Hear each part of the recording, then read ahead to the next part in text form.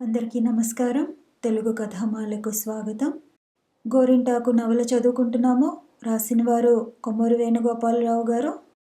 అయోమయ గాఢాంధకార జీవితంలో ఒక చల్లని స్పర్శ, మధుర మనోహర వీచిక, సౌదామినితో సాంగత్యం.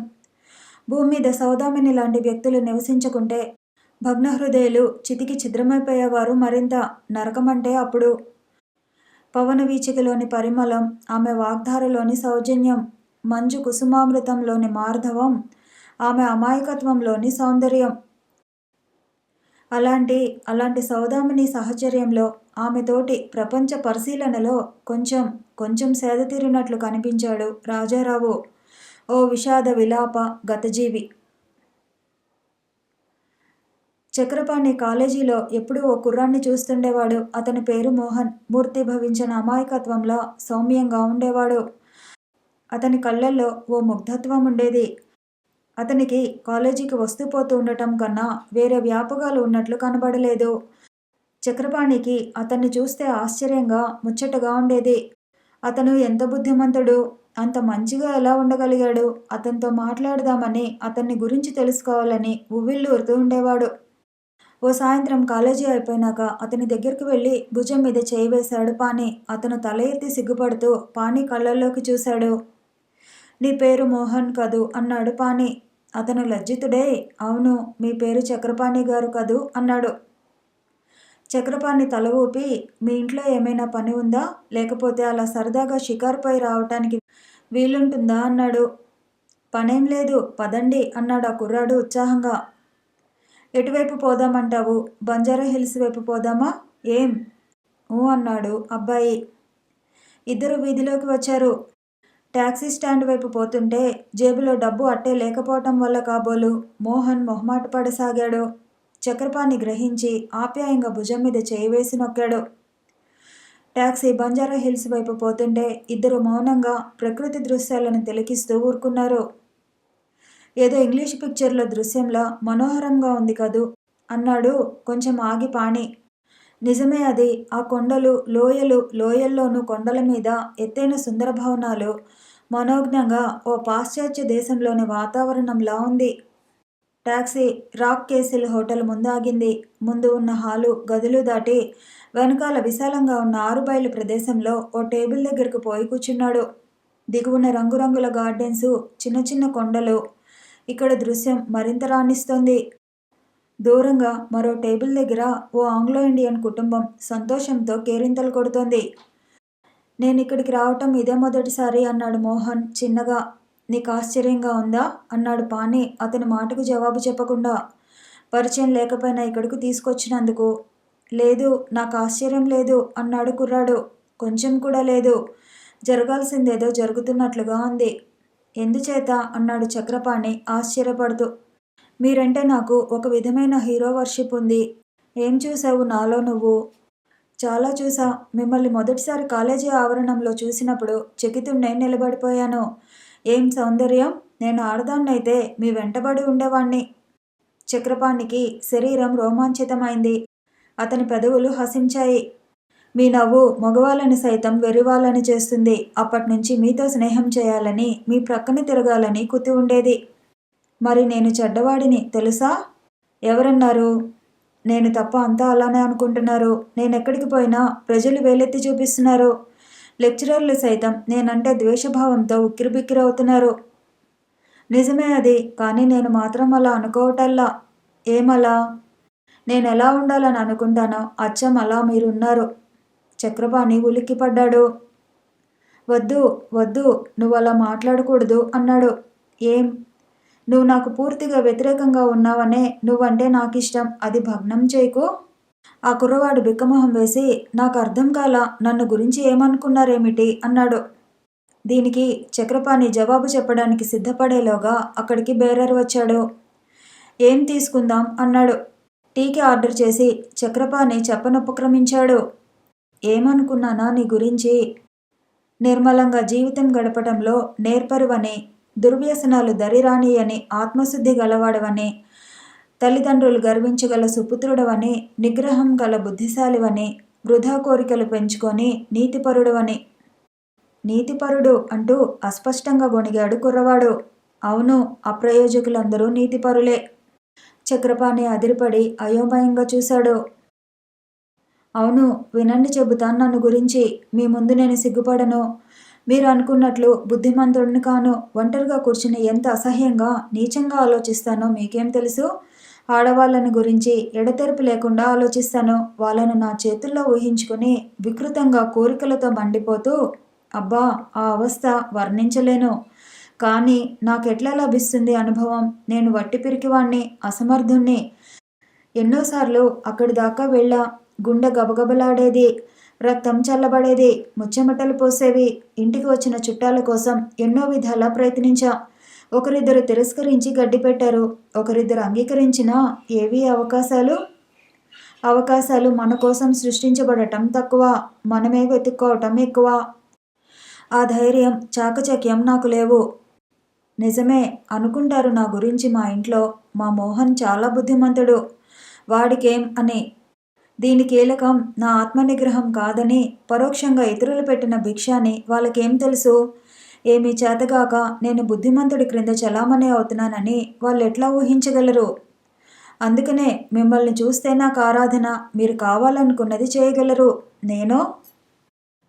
కుర్రాడు ఆగాడు. అతని కోమలమైన ముఖం మీద ఉబుకుతున్న భావాల ఉద్రేకానికి ఎర్రగా రంగు వ్యాపించింది. పల్చని పెదాలు మృదువుగా వణుకుతున్నాయి. ఉన్నట్లుండి అతని కన్నులలో ఓ విచిత్రమైన మెరుపు గోచరించింది. అప్పటికప్పుడు చేసుకున్న ఓ వెకిలి దృఢనిశ్చయం దృగ్గోచరమైంది. ఆ మెరుపులో గట్టిగా చక్రపాణి చేపట్టుకున్నాడు.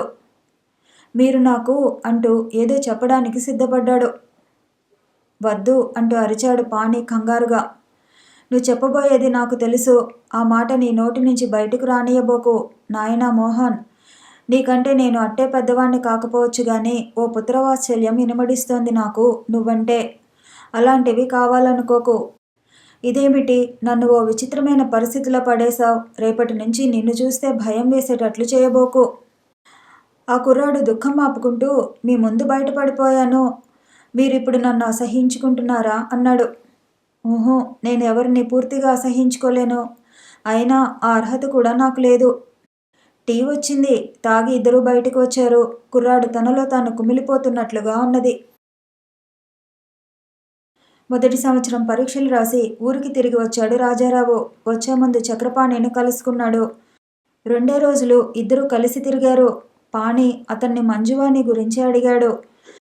రాజారావు ముఖం మీద శరత్కాలంలోని చార ఒకటి తాండవమాడినది. అతను వివరంగా చెప్పలేకపోయాడు. చివరకు నాకు ఎక్కడో వంచన జరిగింది. అయినా నా హృదయంలో సానుభూతికి లోటు లేదు అన్నాడు. ఆమె చరిత్ర విన్న పాణి నిట్టూర్చి, ఓసారి నాకు ఆమెను చూడాలని ఉంది అన్నాడు. ఎందుకు? అలాంటి వాళ్ళ మనస్తత్వాలను పరిశీలించాలంటే నాకు చాలా కుతూహలం. నీ గురించి ఆమెకు తెలుసు. ఎలా? నేను వర్ణించాను నీ గురించి. నాకు అద్భుతమైన స్నేహితుడున్నాడని. నేనేమైనా కొంట పనులు చేసినప్పుడు మీ పాణికి చెబుతానుండండి అనేది. చెబితే నేనేం చేస్తానట? వద్దని వారిస్తావట. ఇద్దరు మాట్లాడుకుంటూ గవర్నర్పేట నుంచి ఊళ్ళోకి వెళ్ళి నెమ్మదిగా కనకదుర్గ గుడి ఎక్కసాగారు. ఆ రోజు శుక్రవారం. కనుచీకటి పడుతోంది. దేవాలయ ప్రాంగణంలో దీపాలు దేదీప్యమానంగా వెలుగుతున్నాయి. కంకణాల కనకనలు, గాజుల గలగలలు, యవ్వనాల బుసబుసలు, కిలకిలా నవ్వులు, బలాబలాల నిట్టూర్పులు, నివేదనలు, పురుషుల అట్టహాసాలు, వికటాట్టహాసాలు, మూర్ఖత్వాలు, కీచులాటలు. వీటితో కోలాహలంగా అందంగా ఉంది దేవాలయ వాతావరణం. చక్రపాణి చెలించాడు. ఆ దృశ్యం కన్నుల పండుగగా ఉంది. మనసు ఆర్ద్రమైంది. కన్నులు చెమర్చాయి. నీ గురించి చెప్పవేం అని అడిగాడు రాజారావు. ఏమీ లేదు చెప్పడానికి. విధి అనే ప్రవాహంలో ఒక నీటి బిందువును. రాజారావు ఈ మాటల్ని విశ్వసించలేదు. చక్రపాణి ముఖంలో మలిన తుషారం ఏదీ లేదు గాని ఏదో ఓ అస్పష్టమైన మధుర భావనా ముద్ర, శృంగారంలోని మత్తు కనిపించింది. మనిషిలో సౌకుమార్యానికి ఏమీ లోటు లేదు గాని అమాయకత్వం కొంచెం లోపించినట్లయింది. గట్టిగా ప్రశ్నిద్దామనుకున్నాడు గాని ఓ నీలి తెర క్రమ్మేసింది. తమాయించుకున్నాడు. దుర్గదర్శనం చేసుకువచ్చాక ఇద్దరు గోడ యువతల నిలబడి ఎంతో దిగువనున్న పట్టణ సౌందర్యాన్ని చీకటి ముసుగులో చూస్తూ ఎంతోసేపు కబుర్లు చెప్పుకున్నారు. వెనుక ఏదో చప్పుడయ్యేసరికి చక్రపాణి తల త్రిప్పి చూసి ఉలిక్కిపడి, ఆమె మీ సత్యవతి కదూ అన్నాడు. రాజారావు తల త్రిప్పి చూసి అప్రతిప్పుడే నిలబడిపోయాడు. సత్యవతి ఇద్దరు స్నేహితురాండ్రతో వచ్చింది. ఆమె ప్రక్కనున్న యువతి రాజారావును చూసి ఆమె చేతిని గిచ్చింది. సత్యవతి ఇటు తిరిగి ఇతన్ని చూసి కళ్ళప్పగించి నిలబడింది. పాణి పద అని రాజారావు చప్పున అక్కడి నుండి కదిలాడు. బావా అంది సత్యవతి వెనక నుండి దీనస్వరంతో. రాజారావు ఆగలేదు. చక్రపాణి ఆదుర్దాగా రాజా ఆగు, ఆమెతో మాట్లాడు అన్నాడు. నీకు తెలియదు అంటూ రాజారావు గబగబా మెట్లు దిగిపోసాగాడు. సత్యవతి నిర్ఘాంతపోయి నిలబడింది. రాజారావు స్వగ్రామం వచ్చాక ఓ రోజు సౌదామిని ఉత్తరం రాసింది. తనకు పెళ్లి చేయాలని ఇంట్లో వాళ్ళు పట్టుబడుతున్నారట. తాను వారించాలని ప్రయత్నిస్తోంది.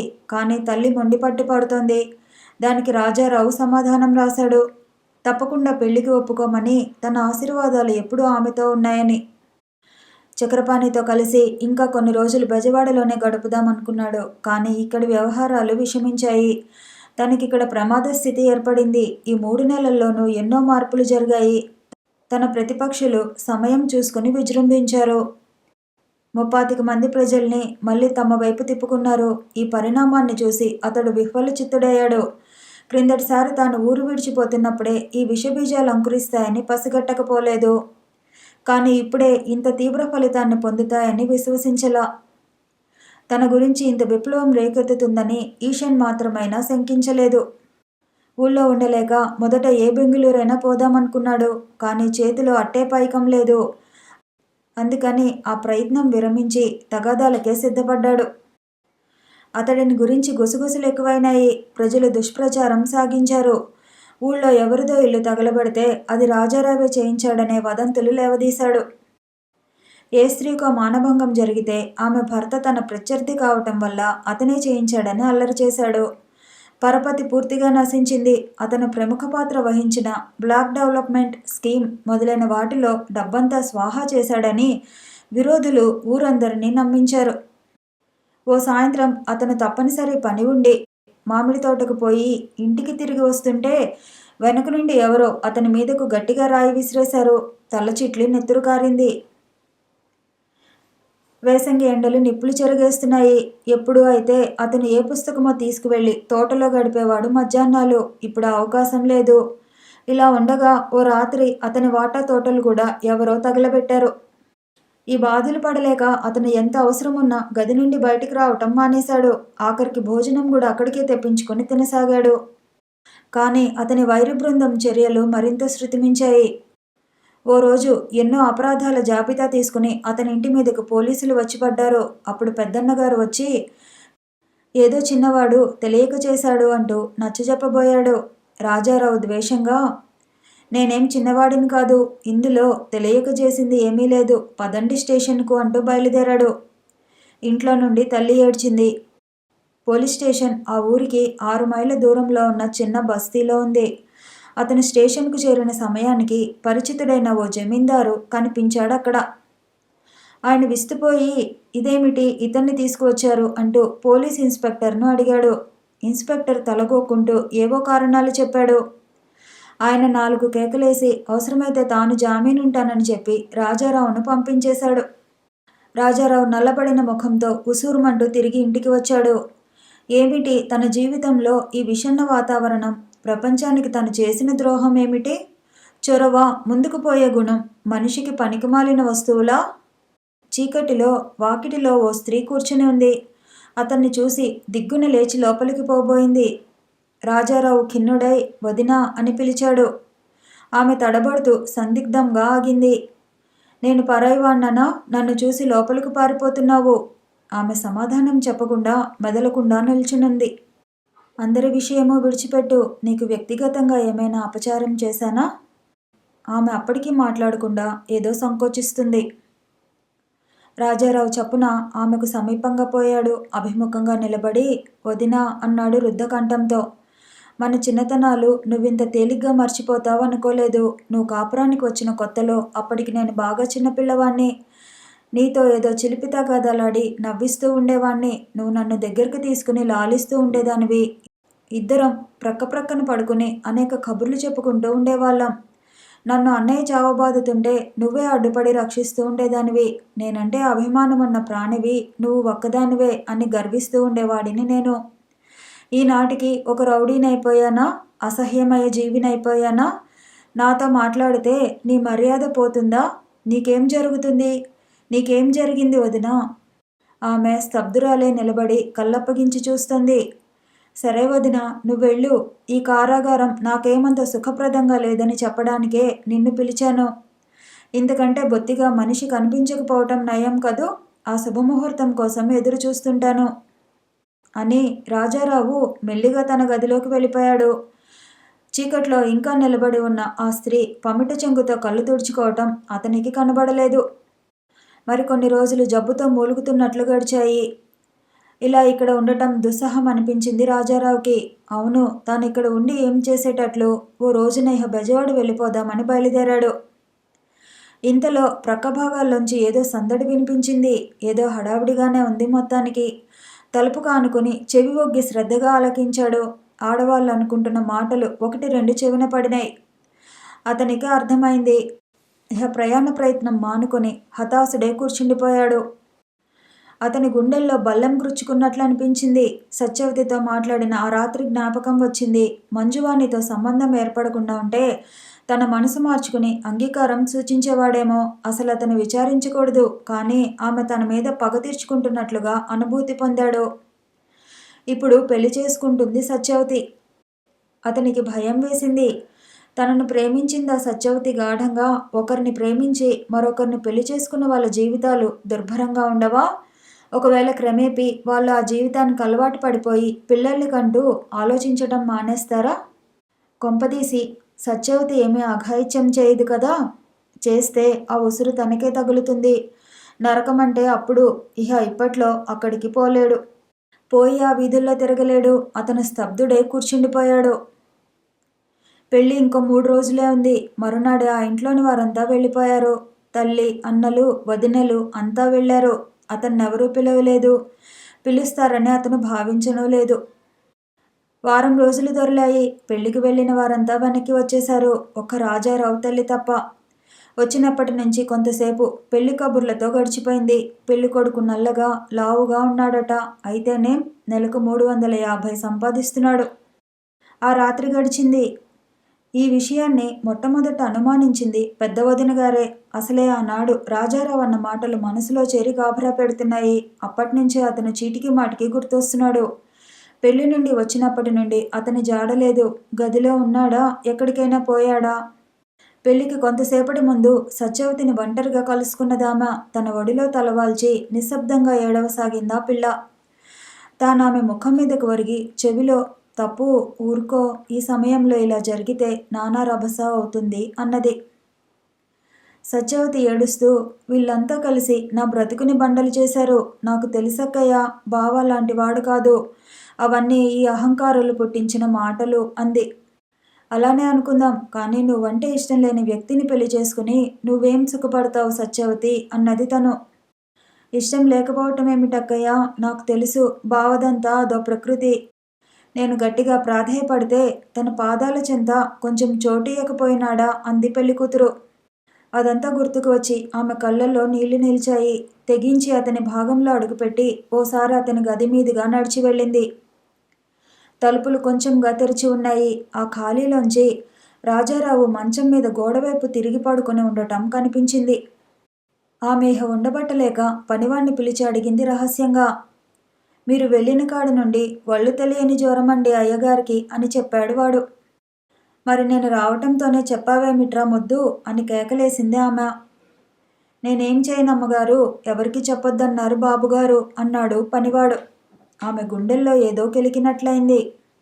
ప్రక్క నుంచి పోతున్న చిన్న కోడలు ఆగి, ఏమిటి మరిదికి జ్వరమా అంది. పెద్ద కోడలు పెదవి విరిచి, అహంకారులకు నిలయమైన ఈ కొంపలో ఒకరి జోలి మరొకరికి కూడా నా చెల్లి అంది. చిన్న కోడలు మ్లానవదనంతో ఆపేక్షలుండి ఏం లాభమక్క, ఒకప్పుడు ఆలనా పాలనా కనుక్కున్న వాళ్ళం కదా, అన్నీ చూస్తూ నోరు మూసుకుని కూర్చున్నామంటే మరి ఆడబ్రతుకు అంది. ఆ సాయంత్రం కనుచీకటి పడుతున్న సమయానికి రాజారావు తన గదిలో కళ్ళు మూసుకుని పడుకుని ఉన్నాడు. అలికిడి విని ప్రయత్నం మీద కళ్ళు విప్పి చూశాడు. బెడ్లైట్ వెలుతురులో ఓ స్త్రీమూర్తి మంచం దగ్గరగా నిలబడి ఉండటం కనిపించింది. నువ్వా అన్నాడు నీరసంగా.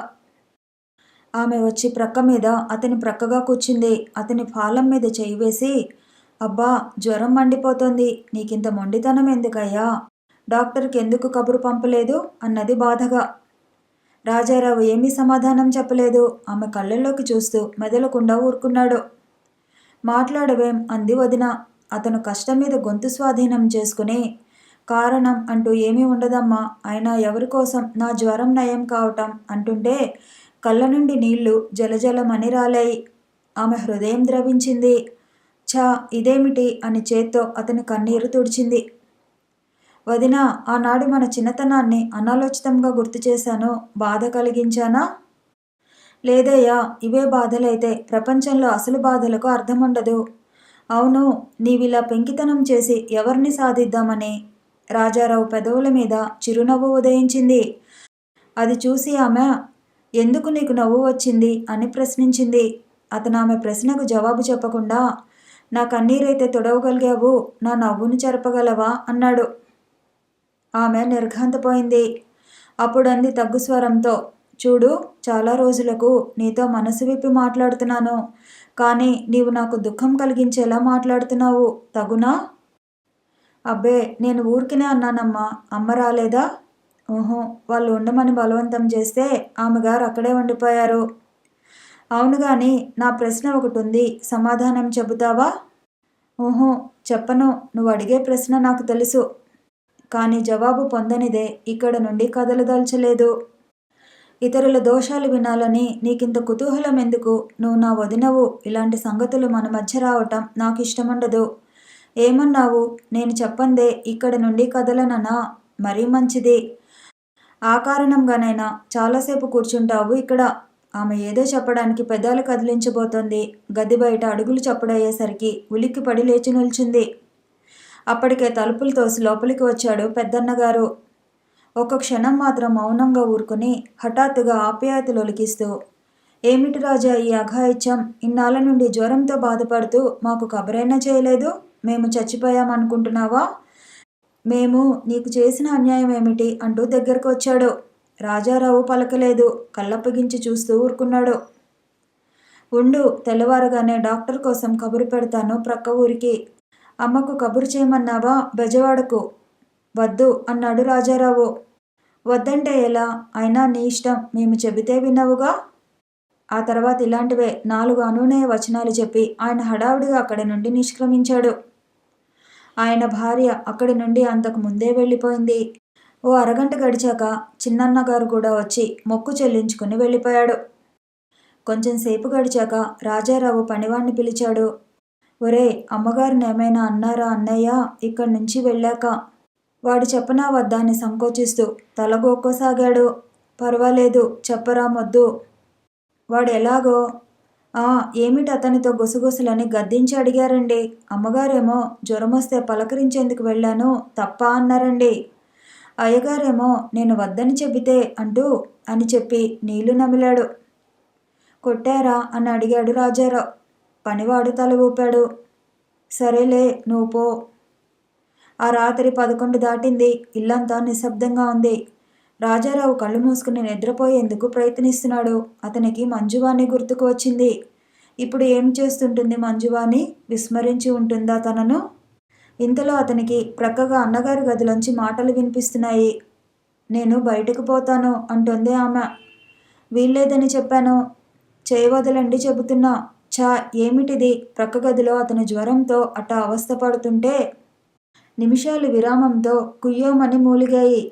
అబ్బా, మీరు మనుషులేనా? ఏమిటి మోటుతనం? నేను చచ్చిపోతాను ఊరేసుకుని. ఒక వికటాట్టహాసం వినిపించింది. ఆడదాని ఆర్తనాదం అందులో మిళితమైపోయినట్లుంది. ప్రకృతి ఊపిరి బిగపట్టింది సిగ్గుపడి. రాజారావు అసహ్యంగా మంచానికి అంటుకుపోయాడు. కసి తీర్చుకోవడానికి ఇలాంటి నిర్వచనం కూడా ఉందేమిటి? పురుషుడికి పెళ్ళి ఒక ఆయుధమా? అతను అక్కడి నుండి పారిపోదాం అనుకున్నాడు. కానీ జ్వరం, బలహీనత. మానవుడు రాజారావు.